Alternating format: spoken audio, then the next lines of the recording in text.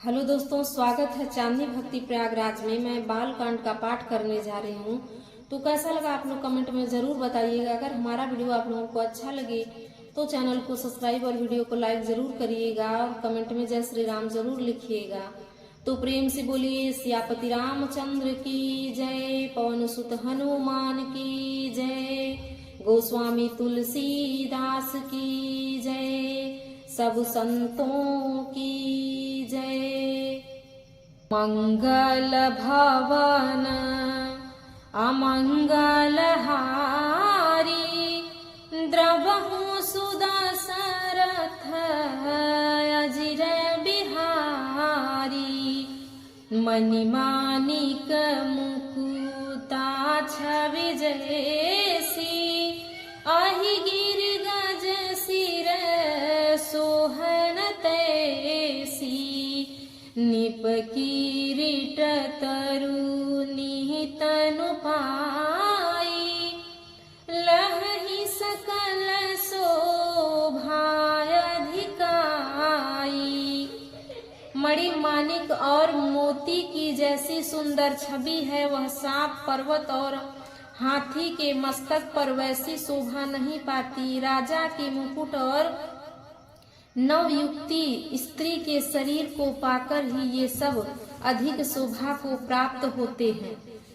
तैसे ही सुकवि कवित बुध कहाई, उपजहि अनत अनत छवि लहहि, भक्ति हेतु विधि भवन बिहाई, सुमिरत सादर आवति धाई।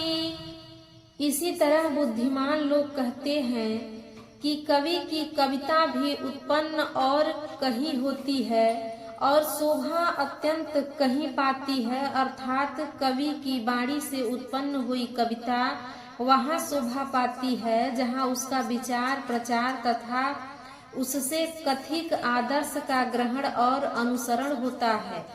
कवि के स्मरण करते ही उसकी भक्ति के कारण सरस्वती जी ब्रह्मलोक को छोड़कर दौड़ी आती है। रामचरित सर बिनु अनहवाए, सो श्रम जाई न कोटि उपाय, कवि को विदयस हृदय विचारी, गावहि हरि जस कलिमल हारी। सरस्वती जी को दौड़ी आने की वह थकावट श्री रामचरित रूपी सरोवर में उन्हें नहलाए बिना दूसरे करोड़ों उपायों से भी दूर नहीं होती। कवि और पंडित अपने हृदय में ऐसा विचार कर कलयुग के पापों को हरने वाले श्री हरि के यश का ही गान करते हैं। इन्हें प्रकृत जन गुण गाना, सिर धुनि गिरा लगत पछताना, हृदय सिंधु मति सीपा समाना, स्वाति शारदा कहीं सुजाना। संसारिक मनुष्यों का गुणगान करने से सरस्वती जी सिर धुन कर पछताने लगती हैं कि मैं क्यों इसके बुलाने पर आई। बुद्धिमान लोग हृदय को समुद्र, बुद्धि को सीप और सरस्वती जी को स्वाति नक्षत्र के समान कहते हैं। जो बरसई बर बारी विचारू, हो ही कवित मुकुता मनि चारू। इसमें यदि श्रेष्ठ विचार रूपी जल बरसाता है तो मुक्ता मणि के समान सुंदर कविता होती है। मंगल भवन अमंगल हारी, द्रवहु सुदशरथ अजिर बिहारी, जुगति बेधि पुनि पोहियहि, रामचरित बरताग, पहिरहि सज्जन बिमल उर, शोभायति अनुराग। मंगल भवन अमंगल हारी,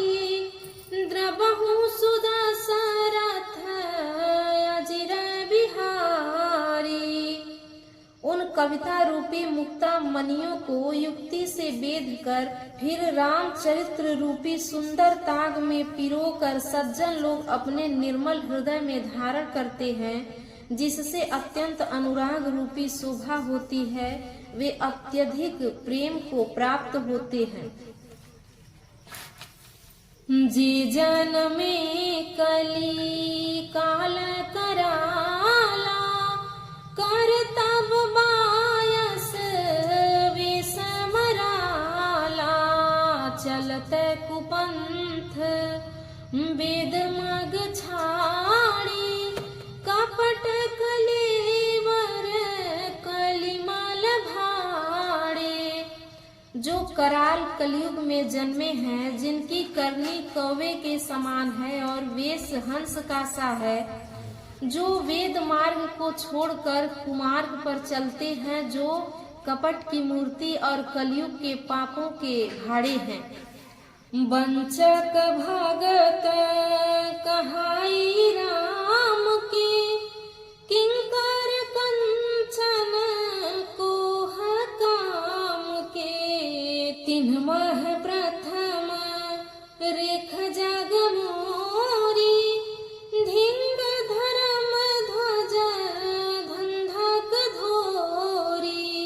जो श्री राम जी के भक्त कहलाकर लोगों को ठगते हैं, जो धन लोभ क्रोध और काम के गुलाम हैं और जो धर्म की झूठी ध्वजा फहराने वाले, दंभी और कपट के धंधों का बोझ ढोने वाले, संसार के ऐसे लोगों में सबसे पहले मेरी गिनती है।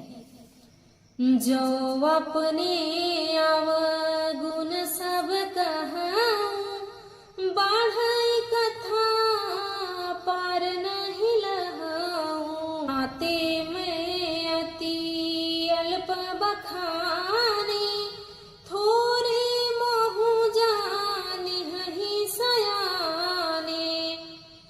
यदि मैं अपने सब अवगुणों को कहने लगूं तो कथा बहुत बढ़ जाएगी और मैं पार नहीं पाऊंगा। इससे मैंने बहुत कम अवगुणों का वर्णन किया है, बुद्धिमान लोग थोड़े में ही समझ लेंगे। समुझी विविध विधि बिनती मोरी कौन कथा सुनी देह ही खोरी। इतने हूँ पर करी हहि जे असंका मोहित अधिक ते जड़ मति रंका। मेरी अनेकों प्रकार की विनती को समझकर कोई भी इस कथा को सुनकर दोष नहीं देगा। इतने पर भी जो शंका करेंगे वे तो मुझसे भी अधिक मूर्ख और बुद्धि के कंगाल हैं। कभी न हो नहीं चतुर कहावो मति अनुरूप राम गुण गावो। कह रघुपति के चरित अपारा कह मति मोरी नीरत संसारा। मैं न तो कवि हूँ न चतुर कहलाता हूँ, अपनी बुद्धि के अनुसार श्री राम जी के गुण गाता हूँ।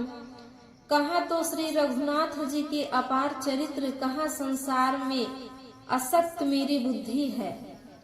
जेहि मारुत गिरी मेरु उड़ाही कहु तूल के ही लेखे माही। समुझत अमित राम प्रभुताई करत कथा मन अति कदराई।